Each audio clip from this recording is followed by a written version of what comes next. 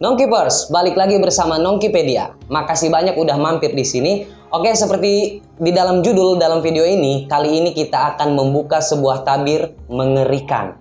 Seperti biasa, Nongkipedia akan menceritakan sebuah peristiwa yang penuh dengan konspirasi. Seperti yang banyak orang tahu, konspirasi dilakukan oleh kekuatan yang sangat besar dan merupakan persekongkolan kelompok atau organisasi yang sangat kuat. Dalam peristiwa yang bakalan gue urai ini merupakan sebuah proyek rahasia yang dilakukan oleh CIA. Apa yang kalian bayangkan ketika ada sebuah eksperimen yang mana sampelnya adalah manusia?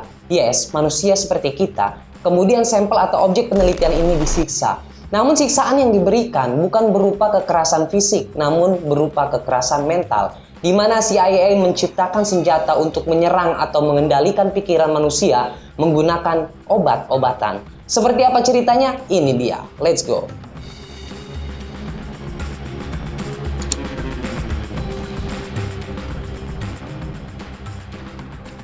Silahkan kalian subscribe dulu channel ini dan tekan tombol loncengnya supaya Nongkipedia semakin maju.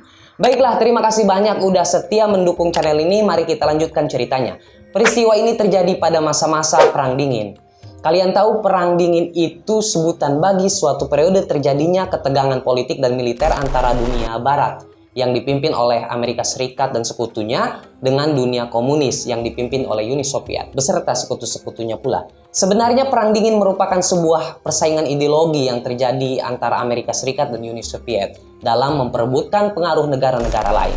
Tapi yang akan kita bahas yaitu sebuah proyek rahasia pada masa Perang Dingin. Proyek tersebut dinamai MK Ultra.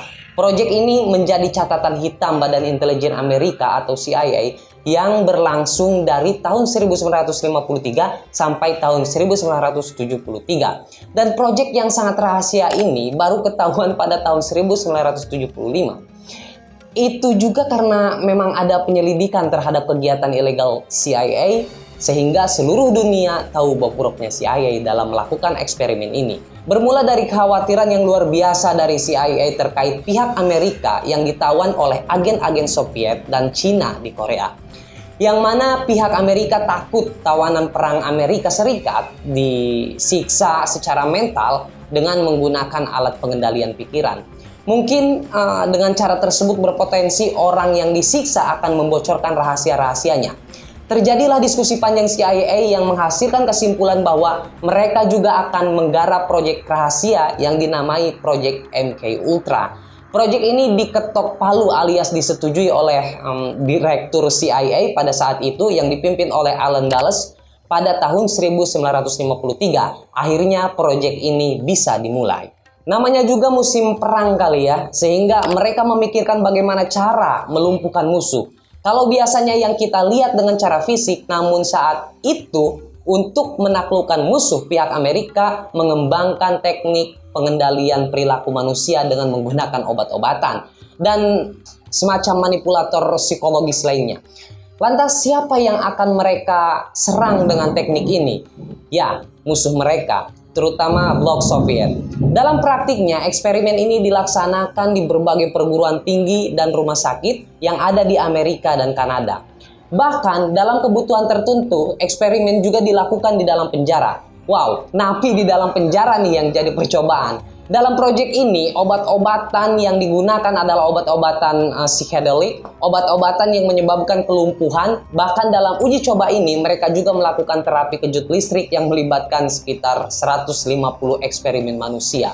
Dikabarkan bahwa terkadang seseorang yang menjadi objek eksperimen dalam proyek ini, mereka nggak tahu obat apa yang mereka makan gitu loh. Misalkan nih, gue sebagai warga Amerika dengan sukarela menyodorkan diri buat jadi sampel atau objek penelitian mereka dengan alasan sebagai bentuk kesetiaan gua kepada negara. Jadi istilahnya siap lah gitu ya, siap jadi sampel.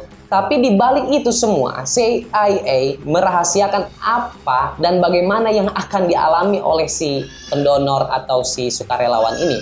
Nah, itu dia yang menyebabkan mengapa proyek ini berbau konspirasi. Bahkan selama proyek ini berjalan, CIA getol menghancurkan sebagian dokumen yang dianggap rentan jika bocor. Seiring waktu, proyek MK Ultra semakin dikembangkan. Bahkan seorang ahli kimia bernama Sidney Gottlieb menggunakan racun yang dinamai dengan istilah LSD alias lysergic acid diethylamide. Apa itu LSD? LSD merupakan narkoba yang dibuat dari jamur yang tumbuh di tanaman gandum hitam dan biji-bijian. LSD juga sering dipakai buat ngebius orang dan secara resmi biasanya digunakan untuk mendukung penelitian di bidang psikoanalisis. Selain obat tersebut, CIA juga menggunakan banyak jenis narkoba lainnya seperti ekstasi, mescaline, heroin, psilocybin, dan banyak jenis narkoba lainnya. Pokoknya jenis-jenis narkoba yang bisa bikin kalian teler parah, baik itu yang berasal dari tumbuhan maupun kimiawi. Oke, ketika ambisi pengembangan teknik ini semakin jauh, CIA melakukan kegilaan semakin jauh pula, di mana melakukan sebuah operasi yang mempekerjakan para pelacur untuk memikat para lelaki hidung belang. Sialnya, lelaki hidung belang yang dipikat oleh para pelacur yang dibayar CIA ini akan dijadikan objek eksperimen di MK Ultra. Ketika para pelacur dapat pelanggan nih, si pelanggan ini dibawa ke sebuah tempat atau rumah yang disediakan oleh CIA tanpa diketahui oleh si pelanggan tersebut. Di sanalah CIA memberikan obat-obatan untuk melihat reaksi terhadap manusia. CIA memasang kamera tersembunyi di kamar-kamar yang mereka tempati untuk berkencan, lalu CIA menonton perilaku orang-orang yang sudah mereka cekoki obat-obatan. Gila, ini eksperimen tergila di masanya. Operasi ini berlangsung dan dilakukan tersebar di beberapa kota di Amerika, San Francisco, Marin County, California, dan New York City. Sampai segitunya teknik intelijen memanfaatkan manusia demi tercapainya ambisi mereka. Selain fakta-fakta tadi, ada juga kejadian mengerikan yang dialami seorang ilmuwan bernama Frank Olson, yang mana Olson ini sebenarnya bagian dari CIA. Dia salah satu ilmuwan yang dipekerjakan CIA dalam proyek ini. Namun beredar kabar bahwa Olson telah meminum koktail yang ternyata dicampur dengan LSD atau narkoba yang bisa dibikin saraf kita rusak lah gitu ya. Selang beberapa hari, tepatnya tanggal 28 November 1953, Olson ditemukan tewas. Kematiannya ini dengan cara jatuh dari jendela dan dikabarkan telah melakukan bunuh diri, di mana kematiannya ini bertempat di sebuah kamar hotel di New York. Dari kejadian ini, keluarga Olson nggak nerima begitu saja gitu. Mungkin mereka menganggap ada yang janggal dengan kematian tersebut. Sehingga keluarganya memutuskan untuk melakukan autopsi. Hasilnya pun cukup mengejutkan. Yang mana tim forensik menemukan luka di tubuh Olson yang kemungkinan besar terjadi sebelum Olson meninggal. Nah, kematian inilah yang bikin gempar jagat raya, yang memunculkan dugaan bahwa ada konspirasi CIA atas kematian Olson yang berkaitan dengan proyek MK Ultra. Setelah proses hukum yang sangat panjang, singkat cerita, keluarga Olson dikasih kompensasi penyelesaian sebesar $700.000 Amerika. Kalau sekarang sekitar 10 miliaran lebih lah gitu. Seperti mengakui kesalahan, CIA melalui Presiden Gerald Ford dan Direktur CIA yang saat itu dipimpin oleh William Colby meminta maaf kepada keluarga Olson. Dari berbagai peristiwa yang mencuat ke publik yang berkaitan dengan proyek ini, maka semakin kuat image konspiratif yang ada di tubuh MK Ultra CIA.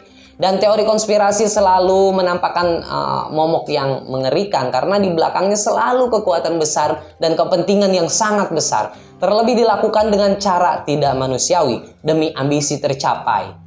Oke, seperti dalam sebuah film, sebagaimana ending dari semua ini, pada tahun 1974 ada seorang wartawan yang menurut gua orang ini cukup berani dalam mengungkap sebuah konspirasi. Dia adalah Seymour Hersh, seorang wartawan New York Times yang berani menerbitkan cerita tentang bagaimana CIA melakukan eksperimen obat non-konsensual dan operasi mata-mata ilegal kepada warga Amerika. Dia nyeritain nih dalam laporannya tentang proses panjang yang mengungkap detail konspirasi yang terjadi selama proyek MK Ultra berlangsung. Dan menurut gua tindakan Seymour menceritakan laporannya merupakan langkah besar untuk mengungkap catatan hitam CIA. Sehingga di tahun-tahun berikutnya, publik dan masyarakat semakin menunjukkan ketidakpercayaannya terhadap pemerintah dan CIA. Sampai-sampai Presiden Ford pada saat itu membentuk tim atau komisi yang disebut Komisi Presiden Amerika Serikat tentang aktivitas CIA di Amerika Serikat. Komisi ini khusus untuk menyelidiki aktivitas CIA secara keseluruhan termasuk proyek MK Ultra. Pada saat itu, komisi yang dibentuk oleh sang presiden dipimpin oleh wakilnya, yaitu Wakil Presiden Nelson Rockefeller, dan komisi ini lebih populer disebut Komisi Rockefeller. Selain pihak pemerintah atau presiden yang melakukan penyelidikan langsung, CIA juga berhadapan dengan penyelidikan yang lebih besar, yaitu penyelidikan yang dilakukan oleh Komisi Gereja. Komisi Gereja ini dipimpin oleh senator Demokrat bernama Frank Church. Kemudian bukan hanya CIA saja yang akhirnya yang diselidiki oleh Komite Gereja, bahkan FBI dan Badan Intelijen Amerika yang lainnya juga diselidiki. Karena pada saat itu merambah kemana-mana. Akhirnya banyak kengerian lain yang terungkap, seperti menemukan fakta rencana pembunuhan terhadap para pemimpin luar negeri, termasuk diktator Kuba Fidel Castro dan pemimpin kemerdekaan Kongo Patrice Lumumba. Yang lainnya, fakta yang telah berhasil ditemukan oleh Komite Gereja yaitu mengungkap ribuan dokumen terkait MK Ultra, dan pengungkapan ini menghasilkan perintah eksekutif tahun 1976 tentang aktivitas intelijen yang isinya kira-kira menyatakan bahwa eksperimen dengan menggunakan obat-obatan pada subjek manusia harus berdasarkan persetujuan secara tertulis dan perlu disaksikan oleh pihak-pihak yang punya kepentingan. Nongkeepers, apakah kalian punya fakta yang lebih menarik? Silahkan komen di kolom komentar supaya penonton yang lainnya mendapatkan informasi yang bermanfaat. Gua Yogi Iskandar, I see you, bye-bye.